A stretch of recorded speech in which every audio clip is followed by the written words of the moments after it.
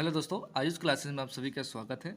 इस वीडियो हम लोग देखने वाले हैं क्लास 10वीं का जो पेपर है हिंदी का अर्धवार्षिक परीक्षा 2024 और 25 का। पेपर का कोड है आपका B 20,000 का। तो पेपर से आप सभी का भी पेपर एग्जाम मतलब जो भी है स्टार्ट हो चुका है। तो जिन्हें लोग का और भी पेपर अगर हो चुका है ना, तो आप हमारे इस नंबर पे क्या कर सकते हैं, आप लोग सेंड कर सकते हैं। और जिन लोग को पेपर चाहिए इससे कांटेक्ट भी आप लोग कर सकते हैं। तो ये मेरा मोबाइल नंबर है, इस नंबर पे आप लोग क्या कर सकते हैं, कांटेक्ट कर सकते हैं। और यहाँ से आप लोग ये 77 है आपका, तो इस नंबर पे सभी लोग पेपर भेज देंगे। मैं उस पेपर का क्या करूँगा, सॉल्यूशन कराऊँगा आप सभी को लिए। ओके। तो और आप बाकी कौन सा पेपर चाहिए आप लोग कमेंट बॉक्स में बताते रहेंगे, वो सब भी पेपर आपको प्रोवाइड किया जाएगा।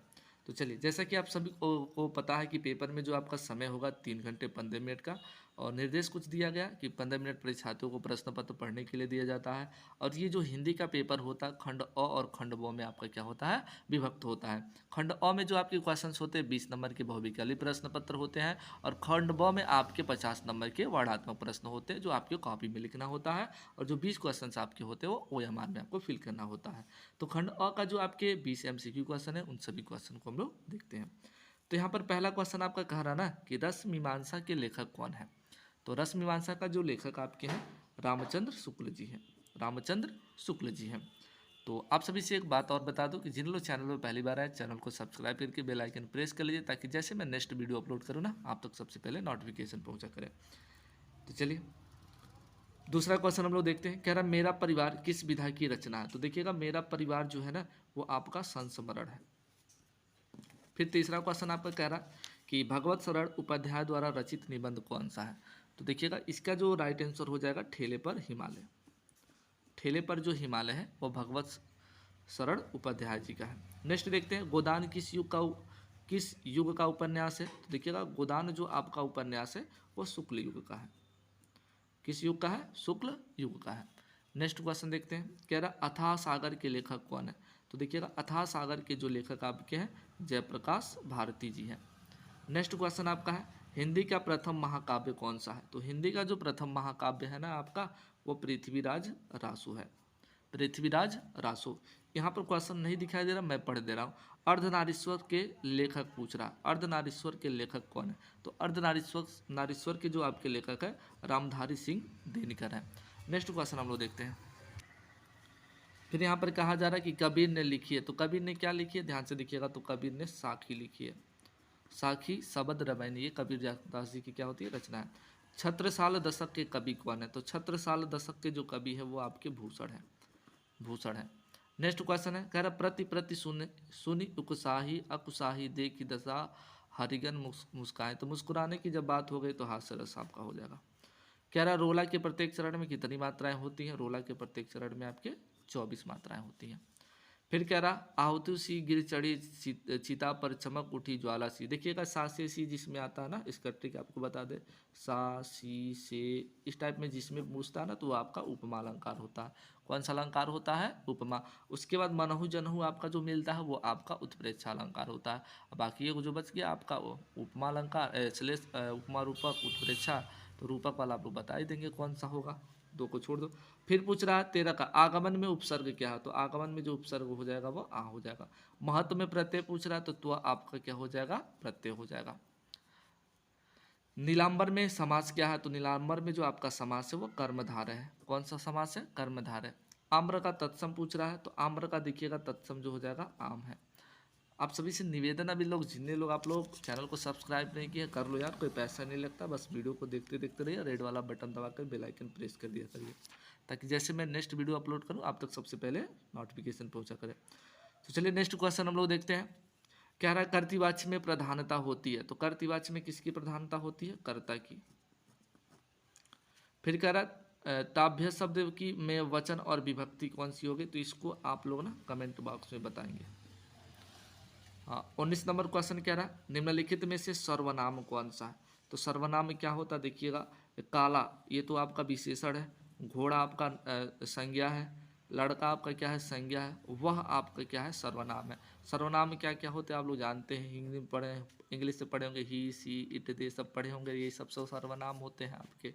मतलब संज्ञा के स्थान पे जो शब्द प्रयोग किए जाते हैं उसी को तो हम लोग क्या कहते हैं, सर्वनाम कहते हैं।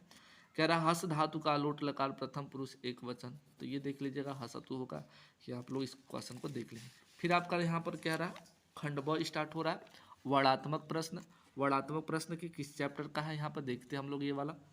कह रहा है निम्नलिखित गद्यांश पर आधारित प्रश्नों के उत्तर दीजिए। 6 नंबर का होगा, प्रत्येक प्रश्न आपके 2 नंबर के होंगे। कह रहा है कुसंग का ज्वार भयानक होता है, ये केवल नीति और सद्वृत्ति का ही नाश नहीं करता बल्कि बुद्धि का भी क्षय करता है। तो कह रहा है किसी युवा पुरुष की संगत यदि बुरी होगी तो कुछ संगत उंगत की बात होती है ना, या मित्रता की बात होती है, तो वो मित्रता चैप्टर से लिया गया है। और मित्रता जो है आपका है आचार्य रामचंद्र शुक्ल जी का है। ओके, तो यहाँ पर कह रहा है उपयुक्त गद्यांश की संदर्भ सहित व्याख्या कीजिए। तो संदर्भ हम लोग कैसे लिखेंगे, आप सभी को पता है कि प्रस्तुत गद्यांश हमारी पाठ्य पुस्तक हिंदी के गद्य खंड द्वारा संकलित मित्रता नामक पाठ से लिया गया है। इसके जो लेखक है आचार्य रामचंद्र शुक्ल जी। इतना आपको संदर्भ लिख देना है। बाकी आपको यहाँ पर क्या करना है, यहाँ से देख सकते हैं आप लोग रेखांकित अंश की व्याख्या, रेखा में जितना खींचे गया ना बस इसी का आपको व्याख्या कर देना है। अच्छा, नेक्स्ट रखते हैं, कह रहा कुसंग का व्यक्ति के जीवन पर क्या प्रभाव पड़ता है। तो इसी में आपको आंसर मिल जाएगा, ये आप सारा कर सकते, अथवा आपका दिया है ये, इस वाले को भी आप लोग कर सकते हैं। नेक्स्ट हम लोग देखते हैं 22 नंबर क्वेश्चन क्या कह रहा अधोलिखित पद्यांश पर आधारित प्रश्नों को आपको उत्तर देना है। तो ये 21 चैप्टर का है, यहाँ पर देख सकते हैं आप लोग। प्रस्तुत पद्यांश का संदर्भ लिखना है और रेखांकित अंश की व्याख्या करना है। और यहाँ से एक प्रश्न पूछा है, वन पथ पर दे दिया है, तो वन पथ पर का है आपका तुलसीदास जी का है। ओके, इसको आप लोग कर सकते हैं, अथवा में दिया या तो इसको आप लोग कर सकते हैं। नेक्स्ट क्वेश्चन कह रहा यहाँ पर देख सकते हैं संस्कृत का संदर्भ आपको लिखना है। और कह रहा है इयम नगरी विवन, तो आपका पहला चैप्टर है, पहले चैप्टर का संस्कृत का आपका दे दिया है, इसको आप लोग कर सकते हैं। या तो आम स्वीकृत प्रबुद्धो ग्रामीण वाला है, इसको आप लोग कर सकते हैं। नेक्स्ट क्वेश्चन हम लोग देखते हैं क्या कह रहा। यहाँ पर क्या रहा ना, ध्यान से देखिएगा, निम्नलिखित श्लोक के संदर्भ में से किसी एक को लिखना है। नितरानम नीचु अस्मित त्वम खेदम कूप कदापि ममृथा, तो इसको आप लोग कर सकते हैं। या तो आप लोग बंधनम मरणम वापि जेव वापि पराजय, इसका आप लोग संस्कृत में अनुवाद हिंदी कर सकते हैं। उसके बाद यहाँ पर पंचम सर्ग दे दिया, तो पंचम सर्ग हमें करना नहीं, 3 ही सर्ग होता है। या तो चरित्र चित्रण का आपको करना है, ठीक है ना। खंड काव्य आपका है, जैसे गोरखपुर जिले का मातृभूमि है, तो आप अपना अपना देख लेंगे किस कौन सा होता है। फिर क्या गया, दिए गए निम्नलिखित में से किसी एक लेखक का जीवन परिचय, आचार्य रामचंद्र शुक्ल, पद्मलाल पूनालाल बख्शी, डॉक्टर राजेंद्र प्रसाद, तीनों में से किसी एक को लिखना है। फिर उसी प्रकार एक कवि का जीवन परिचय, रसखान, सुमित्र नंदन पंत, महादेवी वर्मा, इन तीनों में से क्या करना है, किसी एक का जीवन परिचय लिखना है। बाकी आपको कह रहा ना श्लोक लिखना है, तो कोई मतलब अपने पाठ्य पुस्तक कंठस्थ से किया गया कोई एक श्लोक लिखिए जो इस प्रश्न पत्र, मतलब ये इसी को श्लोक कहते हैं। इस दोनों को छोड़कर ही दोनों आपको लिखना है। तो सर्वे भवन्तु सुखिनः, सर्वे सन्तु निरामया, सर्वे भद्राणि पश्यन्तु मा कश्चित् दुःख भाग् भवेत्, इसको लिख सकते हैं आप लोग। आपका एक और है, मतलब 2-3 है, आप लोग लर्न कर लीजिए, उसको लिख सकते हैं। फिर यहाँ पर क्या रहा, अपने जन्मदिन पर मित्र द्वारा भेजे गए उपहार के लिए मित्र को धन्यवाद पत्र लिखना है आपको। फिर राज्य परिवहन निगम के लिए अथवा ये या दोनों में से एक। करा वाराणसी केस्या संगम स्थलित, तो आपको ये बताना। अलचंद्र काशी पदेन बिना किम दूर याति, ज्ञानम कुत्र संभवत, तो बाकी आपको क्या करना है, इन दोनों में से किसी चारों में से कोई 2 प्रश्न उत्तर देना था।